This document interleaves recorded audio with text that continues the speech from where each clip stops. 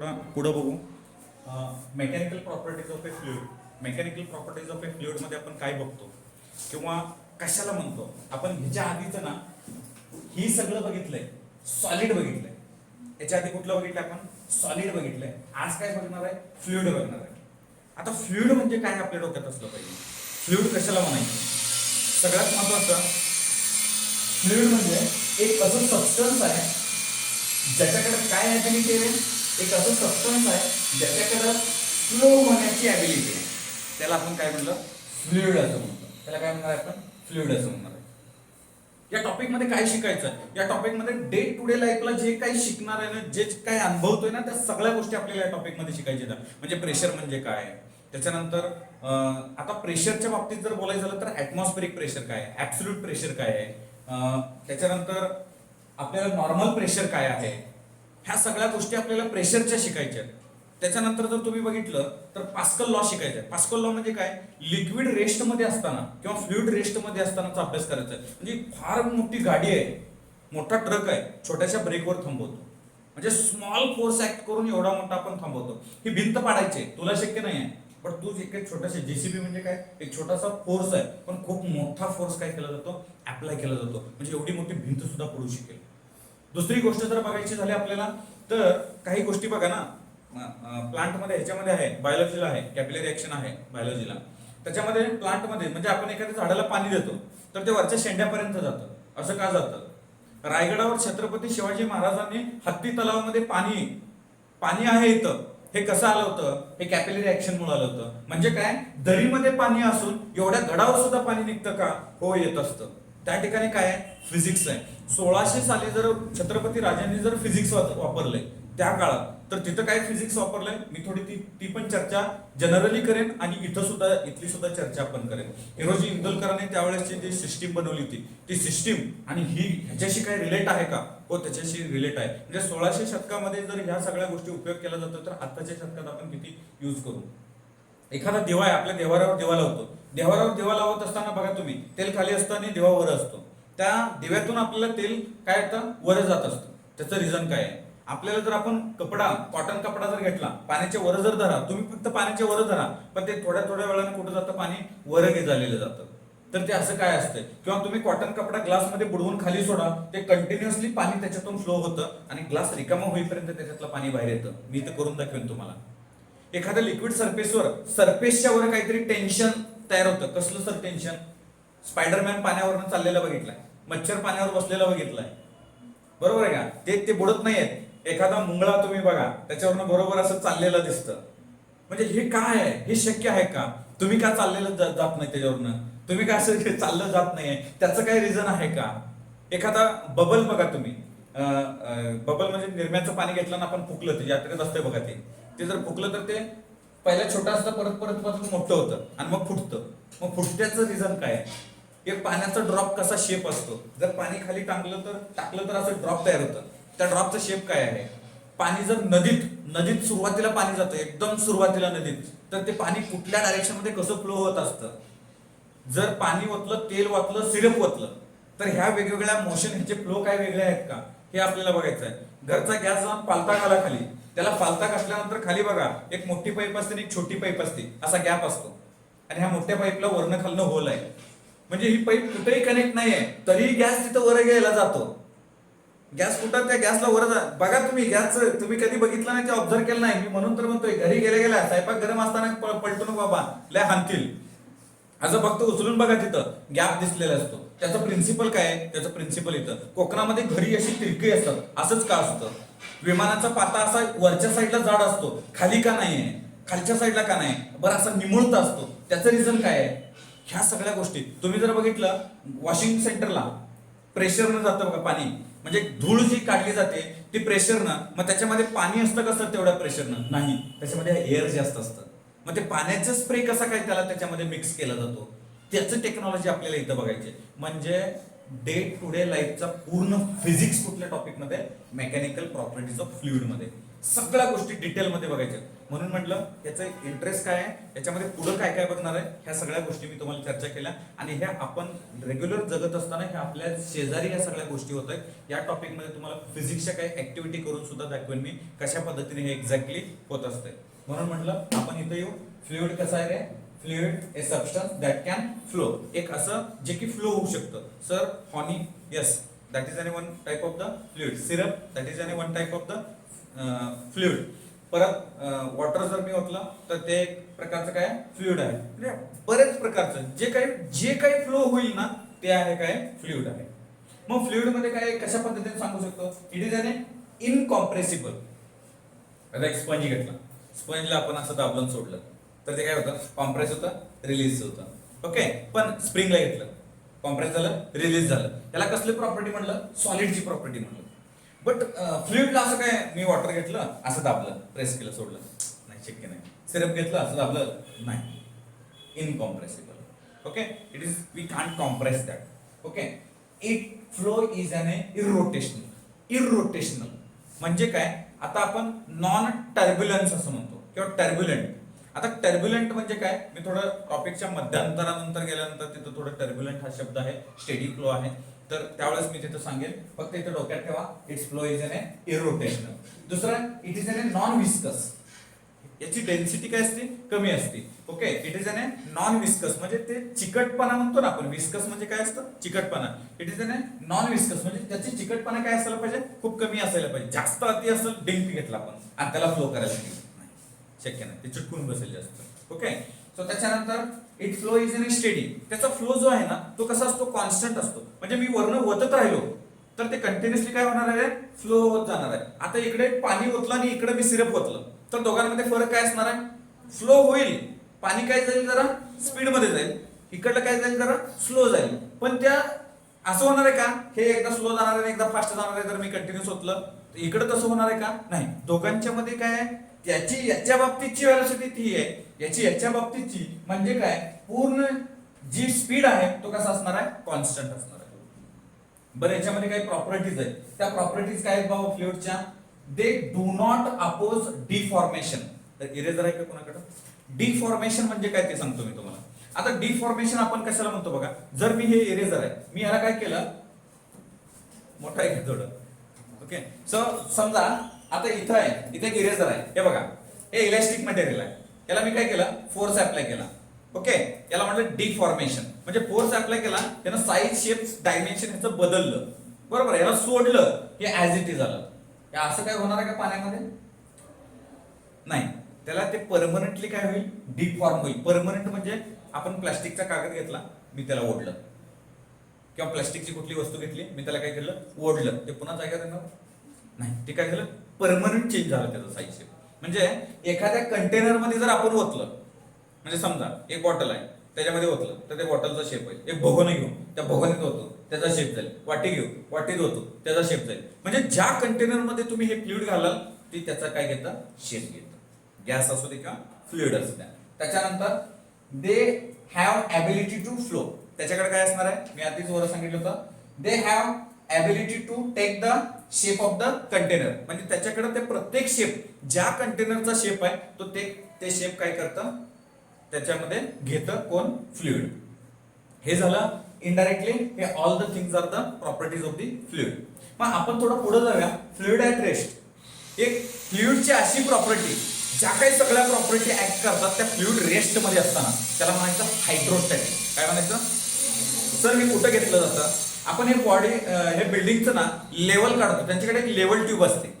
Level tube म्हणजे काय माहिती का, ते बरोबर ते सरफेस बरोबर हॉरिझॉन्टल आहे का, प्लेन आहे का, हे बघण्यासाठी त्यांनी लेवल ट्यूब. आता फरशी घालतात तुम्ही, त्यांच्याकडे बघा, ते साधी एक ट्यूब असते, नळी असते, त्याच्यात ते पाणी घातलेलं असतं आणि त्याने ते तिथं बरोबर त्यांचं लेवल बघतात, ते लेवल चेक करतात. म्हणजे ते वॉटरचं लेवल इकडं आणि इकडल्या सरफेसला समान आहे का, तोपर्यंत ते काय करतात, ते कंटिन्युअसली लेवल चेक करत असतात. म्हणजे हे लेवल ट्यूब सुद्धा आपण जे काय ते फ्लुइड काय रेस्ट मध्ये आहे. दुसरं जर बघितलं आपण, तुम्ही एखाद्या गाडीचं पंक्चर काढायचं आहे, मग ते पंक्चर काढायचं तर आपण गाडी उचलून धरतो, बरोबर आहे. ट्रकचं पंक्चर काढायचं तर शक्य आहे का उचलून धरणं, मी उचलून धरतो, थोड्या वेळ तू काढा, कसं शक्य आहे. तर काय करतो रे मग, ते ट्रक उचलायचे आपल्याला, जॅक ओके, त्याच्याने इझिली काय करता, ट्रक सुद्धा एवढं फोर्स सुद्धा एक व्यक्ती लिफ्ट करू शकतो, उचलू शकतो एका स्वतःच्या ह्याच्यानं. म्हणजे काय झालं, ह्याच्या पाठीमागचं मेकॅनिझम फ्लुइड अँड रेस्ट मधलं आहे. दुसरी गोष्ट, खूप मोठी ट्रेन आहे, तिला थांबवायचं आहे, किंवा आपल्याला खूप मोठी गाडी आहे, तिला थांबवायचं आहे. आता तुम्ही एक ते अक्षय कुमारचं मूवी बघितलं का मला माहित नाही, ते रोडवाला आहे बघा, ते वरनं रोड रोलर येत असतं, हे मध्ये सायकल टाकतंय, माणसं टाकतंय, दगड टाकतंय, ते त्याला गाडी, त्याला ते रोलर थांबवायचा असतो. पण ते तसं कुठला, हा खट्टा मिठा, हे कसं खटाखट लक्षात राहते बघा. सो त्या खट्टा मिठामध्ये तुम्ही बघितलं ना, शेवटी ते वैतागून ते आडवं झोपतं, ते थांबणार आहे का नाही. मग त्याच्यामध्ये काय ब्रेक सिस्टीम असते, हायड्रॉलिक ब्रेक सिस्टीम. त्याला आपण एक छोटासा फोर्स लावला की ते काय होईल, थांबेल. म्हणजे आपण ही सिस्टीम सुद्धा काय कुठं वापरतो, हायड्रॉलिक ब्रेक म्हणून. त्याच्यामध्ये काय फ्लुइड रेस्ट मध्ये बघायचं तर त्या सगळ्या गोष्टी कुठल्या मेकॅनिझमवर चालतात, हायड्रोस्टॅटिक या मेकॅनिझमवर चालतात. ओके, मग आता आपण इथे येऊ, प्रेशर म्हणजे काय. बरं, प्रेशर कशाला म्हणतात, एक सांगतो, tangential force in a fluid surface. Okay, म्हणजे मी असं म्हणतो, on the fluid surface the tangential force per unit surface area that is called as an pressure. Okay, म्हणजे काय सर, ते हॉरिझॉन्टल असू शकेल किंवा व्हर्टिकल असेल, तो टँजेन्शियल फोर्स कसाही असेल, पण त्याच्या पर्टिक्युलर सरफेसला अप्लाय असेल, त्याला आपण काय म्हटलं, प्रेशर असं म्हटलं. म्हणजे आता सरळ एक बेस्ट एक्झाम्पल देतो, एरिया जेवढा छोटा प्रेशर जास्त अप्लाय होतं, आणि जेवढा एरिया मोठा तेवढं प्रेशर काय होतं, कमी अप्लाय होतं. म्हणजे जर तुम्हाला सांगायचं झालं ते नाही का, जर मी म्हटलं आता मला इथं काय करायचं आहे, प्रेशर अप्लाय करायचं आहे, म्हणजे जसं की मी इकडून असं प्रयत्न करतो, असं अप्लाय करतो, जात नाही, हे खूप अवघड आहे. त्याला काय करायचं, सर फिरवा की जरा आता टाक. ओके, हे तर हात झालं तर हे काय होईल, अजून थोडं लावायचं सर, काय जास्त काय त्रास नाही होणार, सटकन जाईल. याच्या ठिकाणी सुई घेतली तर नाही, तुम्ही जरा फक्त नॉर्मल टच करा, त्या आत जाऊन बाहेर येईल, असं बघेल ब्लड यायला की नाही. ओके, म्हणजे हे इझिली आपल्याला, म्हणजे जेवढा एरिया स्मॉल आहे तेवढं काय तिथं प्रेशर जास्त आहे. ती सुई आपण पलटू आणि मग घुसवू, नाही तसं नाही शक्य. म्हणून तर ते सलाईनला वगैरे लावताना बघा, त्याचं टोक एकदम असं कार्य असतं, त्यामुळे चुटकून ती उचलून धरते तिने असं हे करून. ओके, म्हणजे काय, सुरुवातीला ते नवीन वाल्याकडे जायचं नाही तर तुम्हाला सलाईन लावा आणि ते नवीन असावं, ते 3-4 ठिकाणी डिवचू त्याचा हात निम थरथरत असते, तशाकडे गेलं की तुमची नस बाहेर काढील ते. ओके, आता या ठिकाणी बघू, इथं जे आहे ते प्रेशर मला काय सांगायचं होतं, ज्या ठिकाणी एरिया जर मोठा असेल तर फोर्स जास्त लागेल, बरोबर आहे. म्हणजे इथं काय होईल बघा, आता इथं प्रेशर जेवढा छोटा एरिया असणार आहे तेवढं तिथं प्रेशर काय असणार आहे, जास्त असणार आहे. म्हणून लक्षात ठेवा, प्रेशर बरोबर फोर्स अपॉन एरिया, आपण हे सुद्धा या ठिकाणी काय करू शकतो, ते सांगू शकतो. त्याच्यानंतर प्रेशरचं काय सांगता येईल, त्याचं एसआय युनिट काय असणार, एसआय युनिट न्यूटन पर मीटर स्क्वेअर. न्यूटन हे फोर्स आहे, मीटर स्क्वेअर हे एरियाचा आहे. बाबांनो, हे पास्कल एक सायंटिस्ट होऊन गेला, रास्कल नाही, पास्कल, नाहीतर त्याच्या आत्म्याला शांती मिळायची नाही, हे बाबा रास्कल म्हणाले. ओके, सो हे पास्कल हा काय, हा सायंटिस्ट आहे, ज्याने रिलेटेड टू कोणाचे सांगितलं, प्रेशरचे रिलेटेड सांगितलं. ओके, याचं जे डायमेन्शन आहे ते डायमेन्शन काय येणार आहे बघा, डायमेन्शन असतं L⁻⁻₁, M⁻⁴, T⁻⁻². बाबांनो, एक लक्षात ठेवा, आपल्याला सवय आहे डिफाईन प्रेशर म्हटलं की नाही पटकन त्याची तेवढी डेफिनेशन सांगणं, देऊन सोडून देणं. आणि आपल्याला जास्त लिहायला भयानक ॲलर्जी आहे. जास्त लिहिलं की त्यानं शिवाय वेळा दिले तर खाली लिहिलं तर काय जास्त मार्क गिरको कट केली, हे बाळा पिळग्या, लिहायचं म्हटलं तर डिफाईन असं लिहिलं ना, काय करायचं, ह्याची डेफिनेशन लिहायची, ह्याचा फॉर्म्युला लिहायचा, त्याचं एसआय युनिट लिहायचं, त्याचं डायमेन्शन लिहायचं. म्हणजे तो खुश होईल. त्याला खुश करायला काय करायचं, या प्रश्नामध्ये खुश होईल, तो पुढे काढेल फेडता, पुढे एखादा तो मार्क अर्धा मार्क जास्त देईल, कारण त्याला लक्षात येतं या पिळग्याला काहीतरी येतंय, नसेल तर काय हे काही येत नाही. नाहीतर असं करायचं नाही, इथं लिहिलंय प्रेशर, डेफिनेशन लिहिली, tangential force per unit area असं लिहिलं आपण, तर आपण इथं त्याला म्हटलं प्रेशर, त्याच्यानंतर एसआय युनिट लिहिलं, एसआय युनिट असं लिहिलं, ही मोकळी जागा आहे, हे बघ मला येत नाही. आपल्याला फार घाणेरडी सवय, बऱ्याच विद्यार्थ्यांना सवय आहे, म्हणजे त्याला आठवण करून बी देऊ नको ना, तुला येत नाही तर नरसाळा लिहायचं नाही. त्याच्यामुळे त्याच्यामध्ये इथं लिहितं डायमेन्शन, हे बघ मी मोकळं ठेवलंय. त्याला असं पण नाही करायचं, म्हणजे त्याला हे पण नाही दाखवायचं की मला हे काही येत नाही, त्याला असं दाखवायचं मला सगळं येतंय. ओके, म्हणून जेवढं, आणि चुकीचं बी लिहायचं नाही. आणि आपल्याला अजून एक सवय असते, चुकलं की नाही हे खा खा खा सवय असते. खरा खरा खरा खरा. अरे त्याला त्याला लक्षात येईल, एक रेस मारली तर त्याला सरळ लक्षात येईल की बाबा यानं खोडलंय, ते चेक करत नाहीये. ओके, पण एखादं मोठं डेरिव्हेशन लिहिलंय आणि तुम्ही त्याच्यात काहीतरी कशाळांग मशाळांग करताय, तसं करू नका, त्याच्यावर बॅड इम्प्रेशन पडतं. आता जर हे झालं कुठलं, प्रेशर पर्यंत झालं.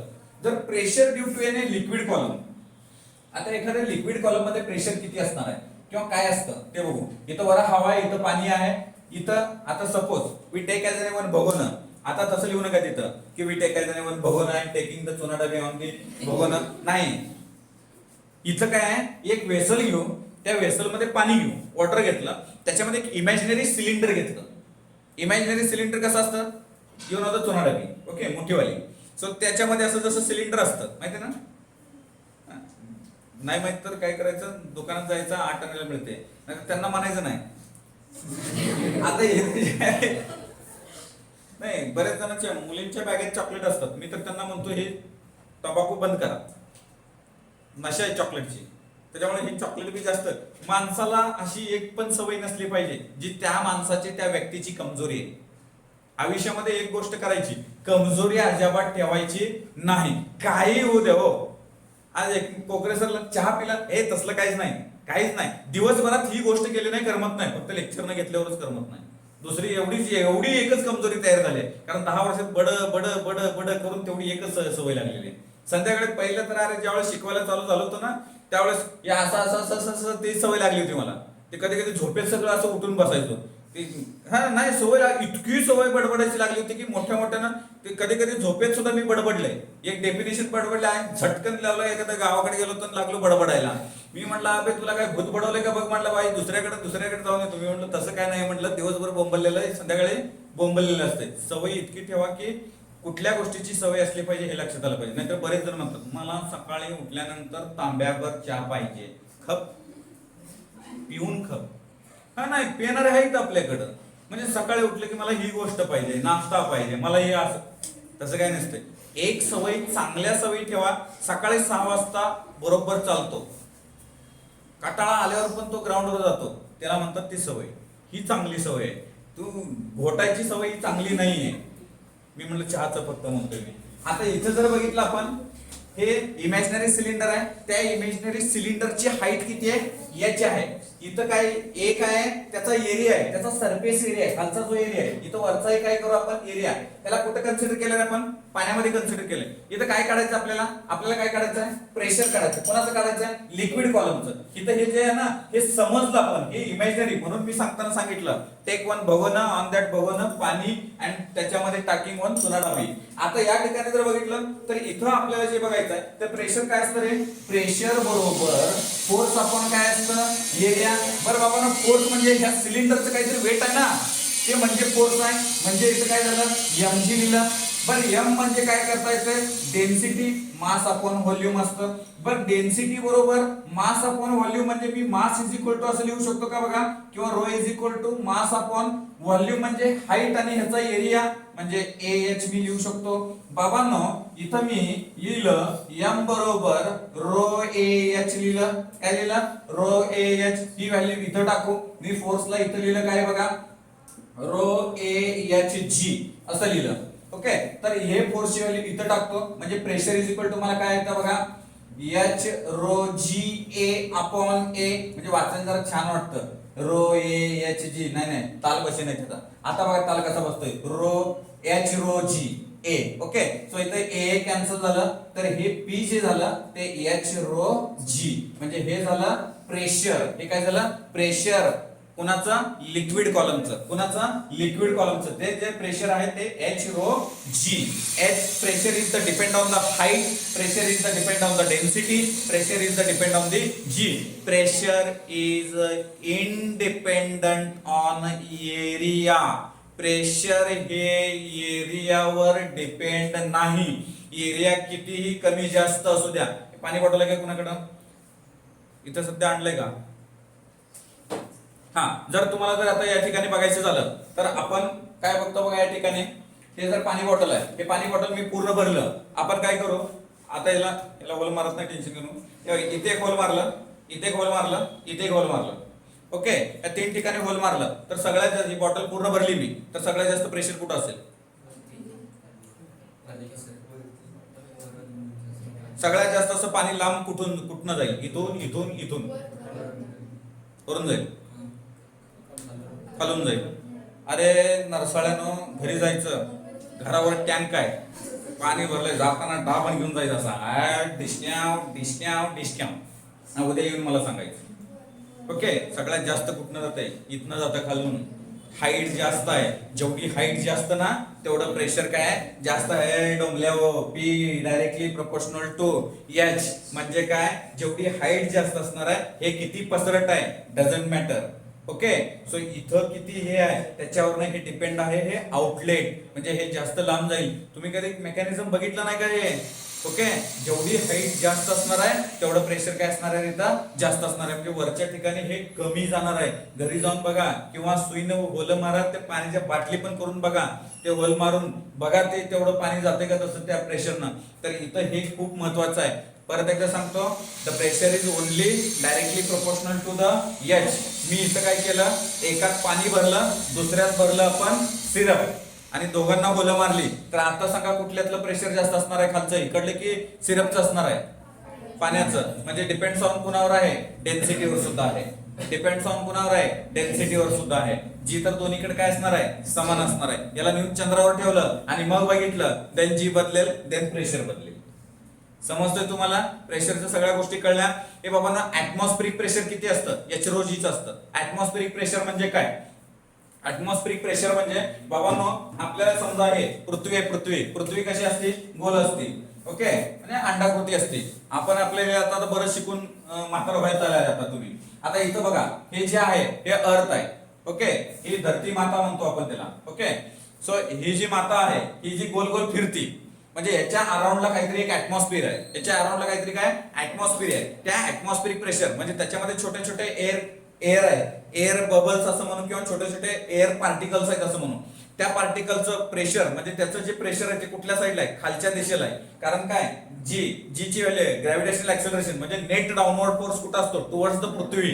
म्हणून तिथं ऍटमॉस्फेरिक प्रेशर नियर, म्हणजे सगळ्यात जास्त ऍटमॉस्फेरिक प्रेशर कशाला म्हणायचं? पृथ्वीच्या बाजूचं जे वातावरण आहे त्याला आपण काय म्हटलं? ऍटमॉस्फेरिक असं म्हटलं, ऍटमॉस्फेरिक प्रेशर असं म्हटलं. त्याच्या आजूबाजूचं जे वातावरण आहे ते किती असतं?